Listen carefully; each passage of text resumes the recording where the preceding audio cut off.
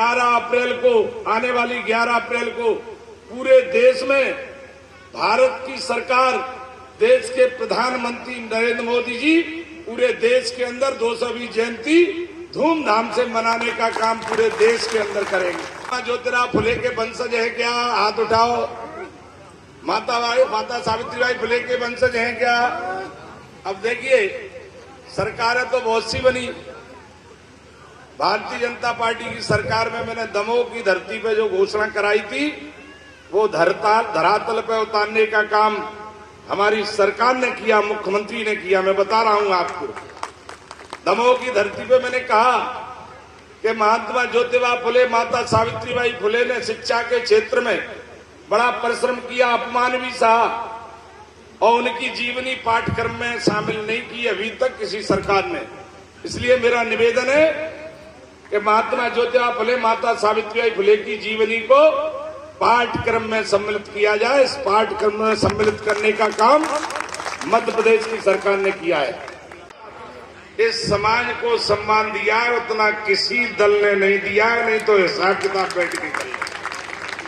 चाहे महापुरुष हो, चाहे व्यक्ति हो। अबे छात्रावास की बात आ रही थी, हॉस्टल की बनाने की बात आ रही, तो मित्रों मैं आप सबको बताना चाहूंगा, शिवराज जी तत्कालीन मुख्यमंत्री थे। बेला की बावड़ी पे कितनी कीमती जमीन को इस कुशवाहा समाज के लिए उन्होंने आरक्षित की, अलॉटमेंट किया।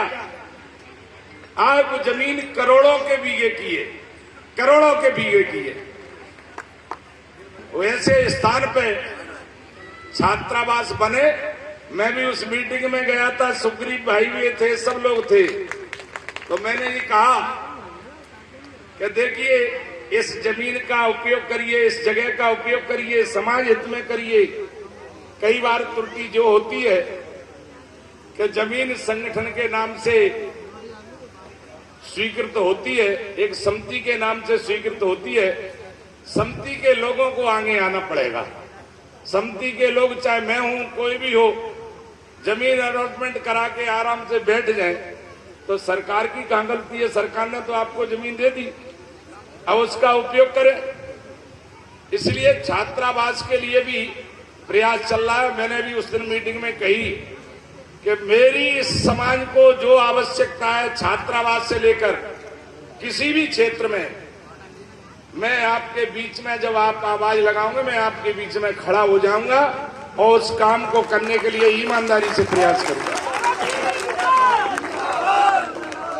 मैं वो व्यक्ति हूं, पीछे हटने वाला नहीं हूं, बातें नहीं करता हूं, काम करने पे ध्यान देता हूं, कभी भी अंधा ले लेता। इसलिए मैं ज्यादा समय न लेते हुए आपको ये जरूर कहना चाहूंगा, देखिए सरकारें बहुत सी रही, हम महात्मा ज्योतिराव फुले के वंशज हैं क्या? हाथ उठाओ। माता सावित्रीबाई फुले के वंशज हैं क्या?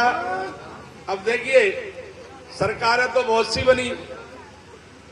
भारतीय जनता पार्टी की सरकार में मैंने दमोह की धरती पे जो घोषणा कराई थी, वो धरातल पे उतारने का काम हमारी सरकार ने किया, मुख्यमंत्री ने किया। मैं बता रहा हूं आपको, दमोह की धरती पे मैंने कहा कि महात्मा ज्योतिबा फुले, माता सावित्रीबाई फुले ने शिक्षा के क्षेत्र में बड़ा परिश्रम किया, अपमान भी सहा और उनकी जीवनी पाठ्यक्रम में शामिल नहीं की अभी तक किसी सरकार ने।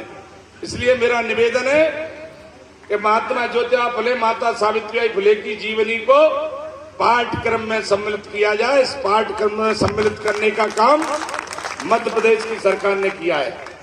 जिन बच्चों के हाथ में पुस्तक होगी, चाहे वो कोई भी समाज का होगा, तो कम से कम वो उनको याद करेगा, पढ़ेगा, उनके जीवन को अच्छी तरह से गढ़ेगा।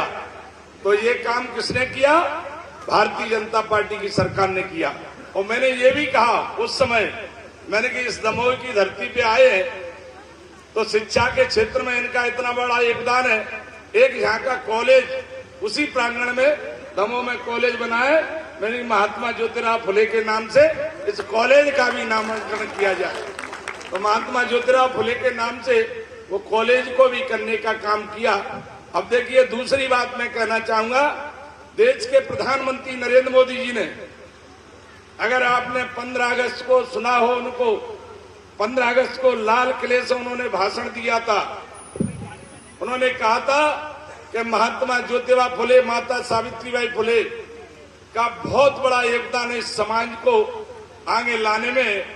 पिछड़ा दलित शोषित समाज के लिए जितना संघर्ष महात्मा ज्योतिबा फुले ने किया है उसको कम नहीं आंका जा सकता है।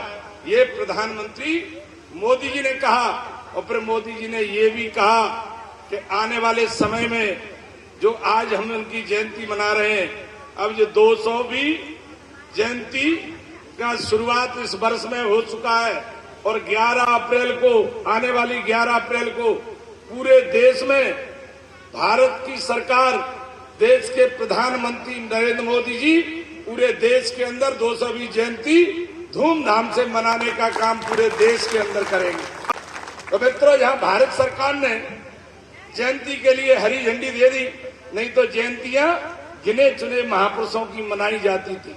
अब पूरे देश में महात्मा ज्योतिबा फुले की जयंती मनाने का काम पूरी सरकारें करेंगी, जो प्रधानमंत्री जी ने निर्णय किया है।